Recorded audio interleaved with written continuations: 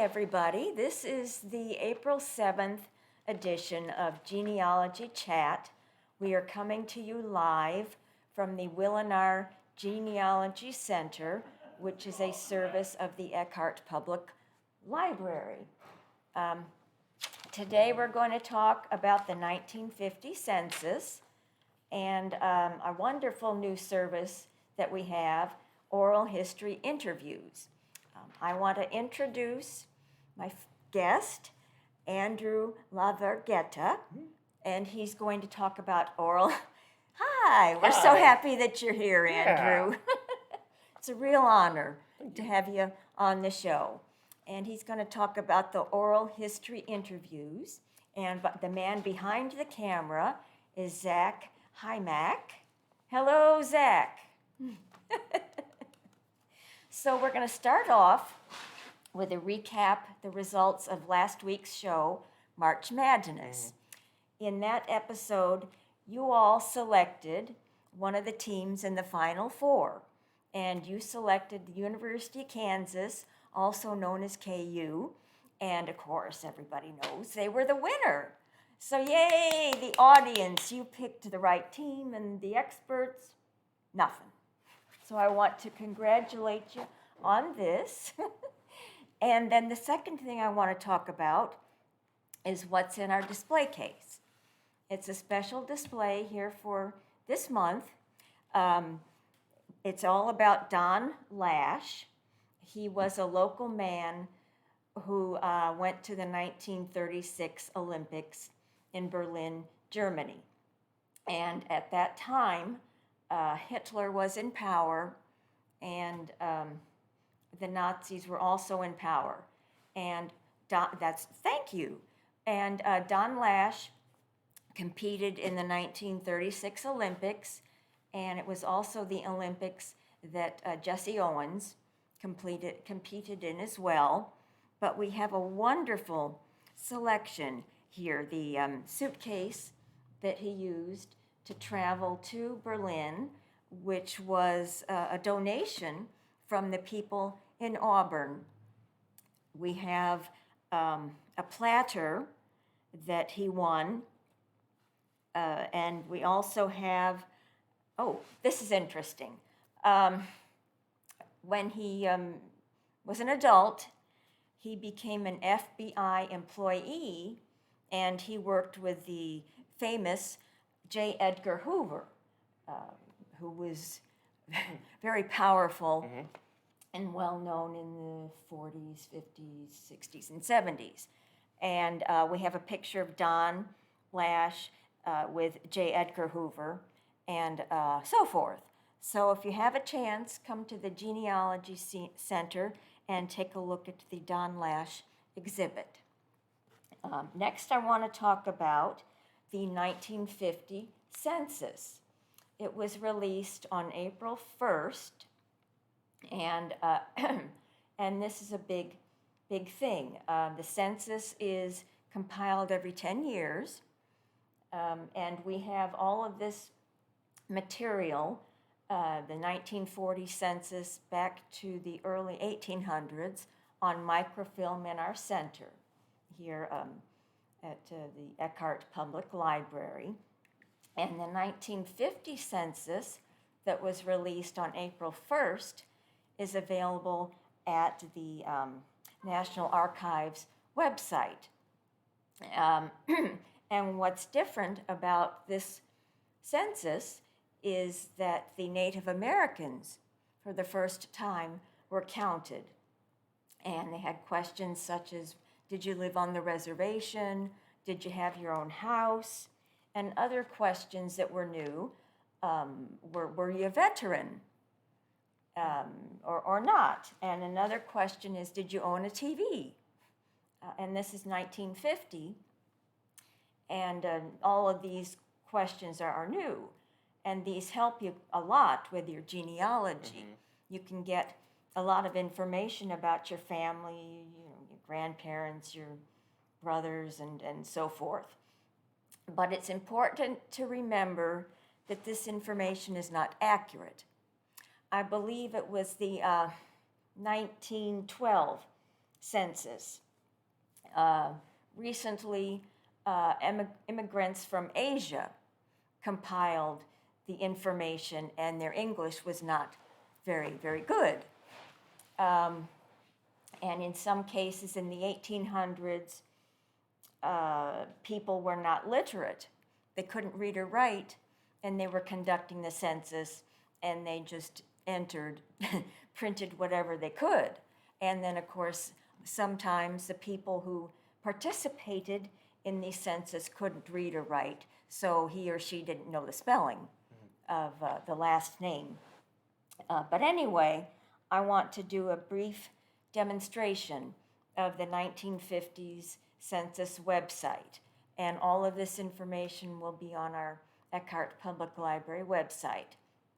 But it's very easy to use.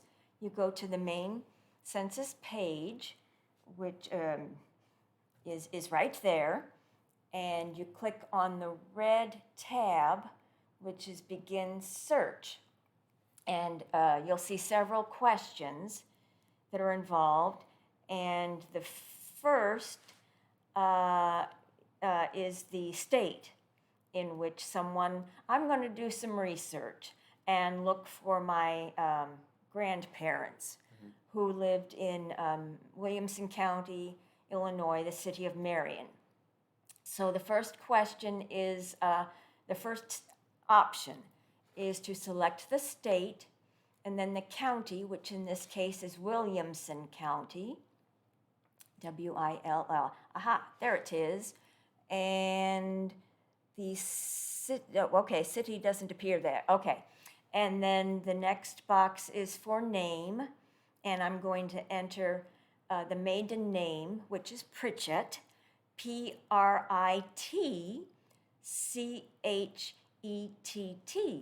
And then you can either press enter or click on that green magnifying glass.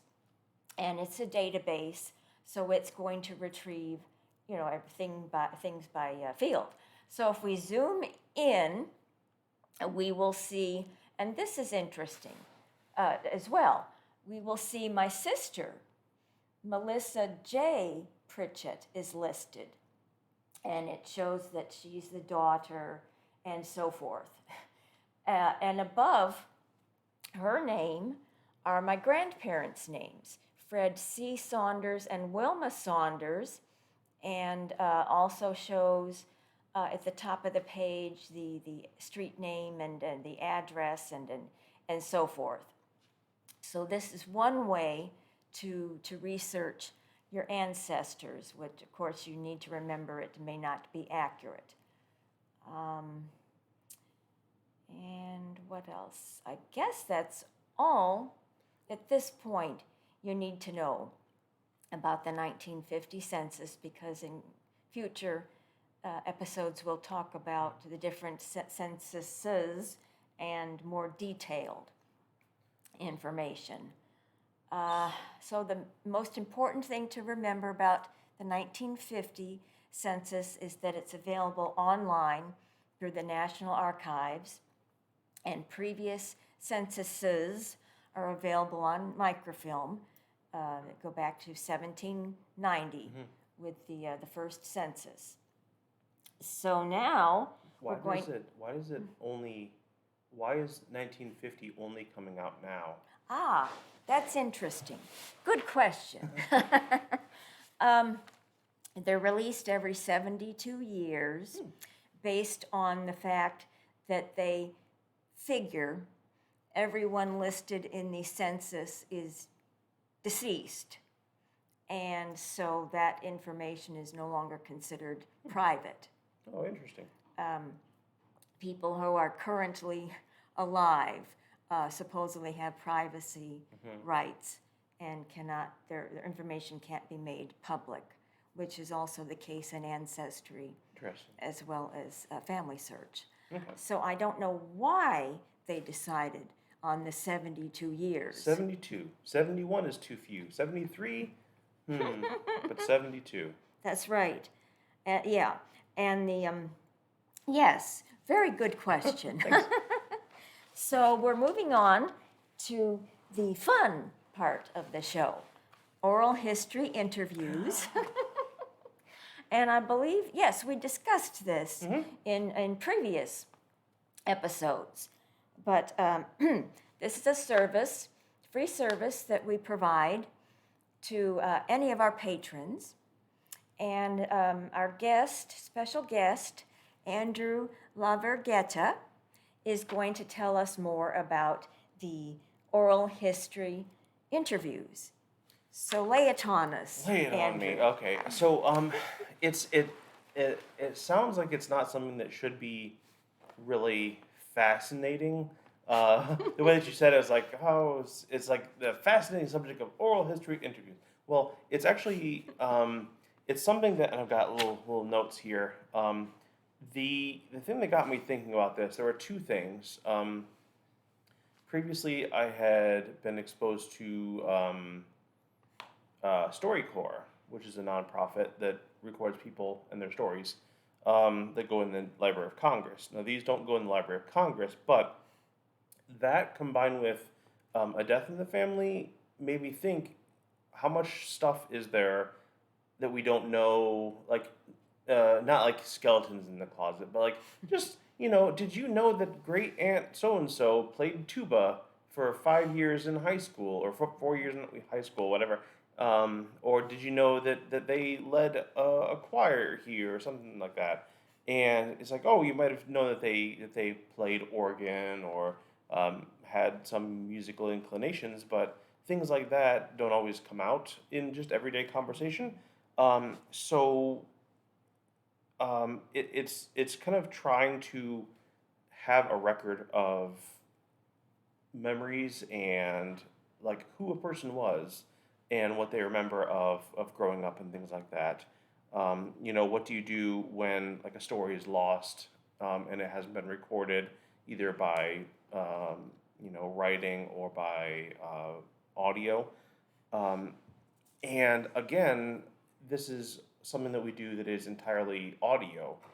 So it doesn't have a video component, it's just the person's voice. And I think voice is something that's important.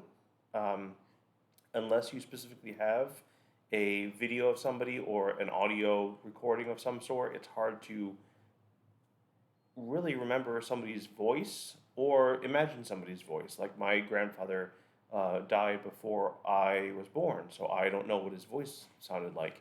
And there were ways obviously to record that when he was still alive, but I know we have some video, like some 8mm video, that kind of stuff, from what I've been told.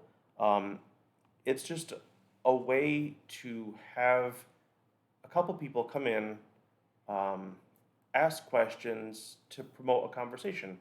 And then that conversation, what we'll do is we'll record that for about 30, 40 minutes or so. We've got some prepared questions that people can choose from. They can circle the ones they like, and then they can start just from the beginning. Just ask the mundane questions like, "Hey, where were you born? Who were your parents?" Just some things like that. And then you get into stuff like, "What do you remember from school? Was there something that jumps out at you that isn't done anymore in school? Do you feel like school was something that was good for your life? Did it help you however school was?" My grandmother, I remember calling her. She lives in Illinois. Calling her, and she was telling me about how when they bought their school supplies, they one time she said that there was the owner of the store standing out on top of the store throwing pennies down so they could use the pennies to buy school supplies. Aww. Yeah. So when there is somebody, if you have the idea and you want to record, I mean, yourself, you could you just come in and use the service to just record yourself. Or if you've got like a family member or a loved one that you want to come in with and ask them or have them ask you, that's how we get that started. You can give us a call. You can email us, 260-925-2414.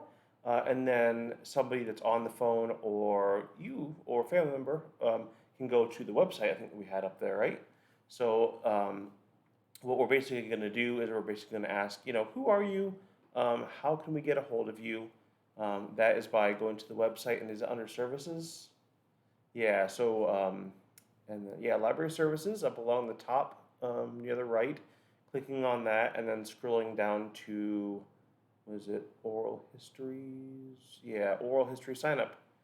Clicking on that gets you to the Google Doc that asks name, first name, last name. Mhm. That says something. Yeah, Charles Eckhart. We're going to interview Charles Eckhart. What is that? What is that? I can't. Can you Nine. enlarge Yeah, there the we go. ah? Preferred. Oh, yeah. So, yeah, how can we get a hold of you? So, whatever method is best. So, for example, if somebody comes in, the reason behind this is that there are, not everybody has all the knowledge about how to set up this kind of equipment. We actually use the same microphones that we have here. I was almost going to tap it. And then what we'll ask is, what days are best for you? What times are best for you? Because it's definitely a one-on-one thing. It's not just like come in, hit record, and then leave. Myself or like Zach or somebody else can work with you to record to get you set up.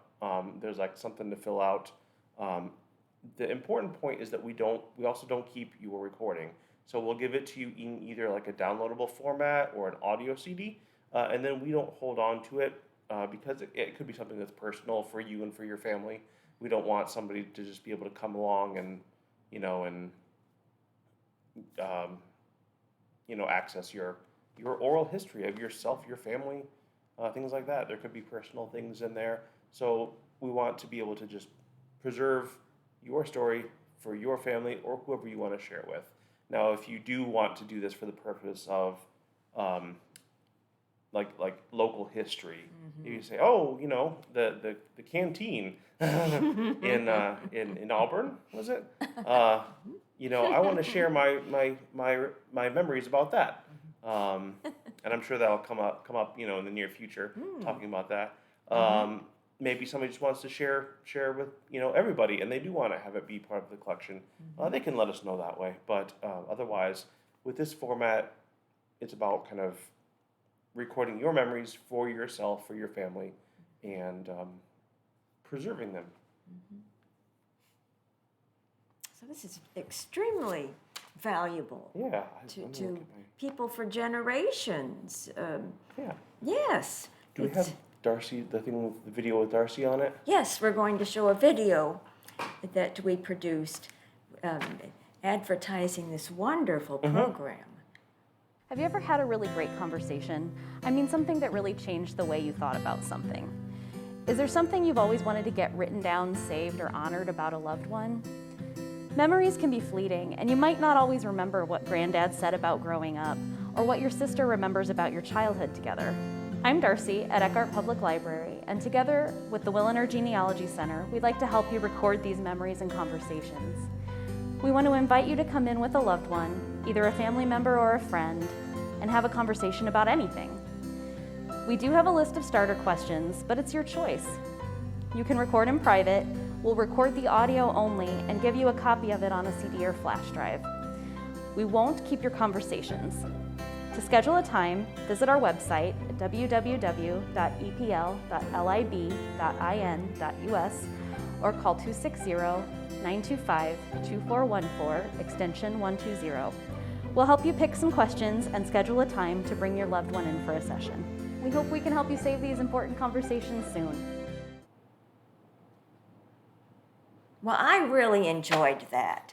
That was fascinating, and that's something I think I'm going to sign up for it. Oh, cool. I really, really like it. So, Andrew, after someone submits the form, how long does it what's the average amount of time that this person will receive a response? What it'll do is it'll send an email directly to the people who work on these. So myself, Zach, probably some of the other people as well.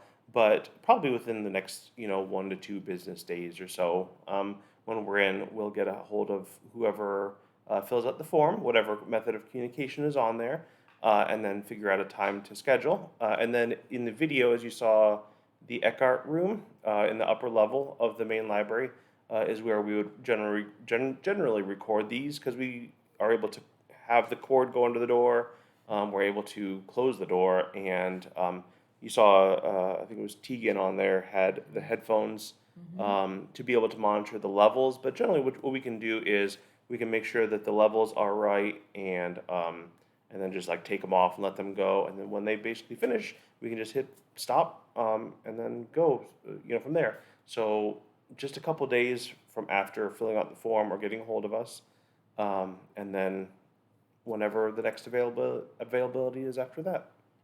And after you record, you and the person meet and do editing, or There's not what's really the process? not really any editing. All that we'll do is take the very beginning and make sure that we just cut out any kind of extra conversation, usually beforehand.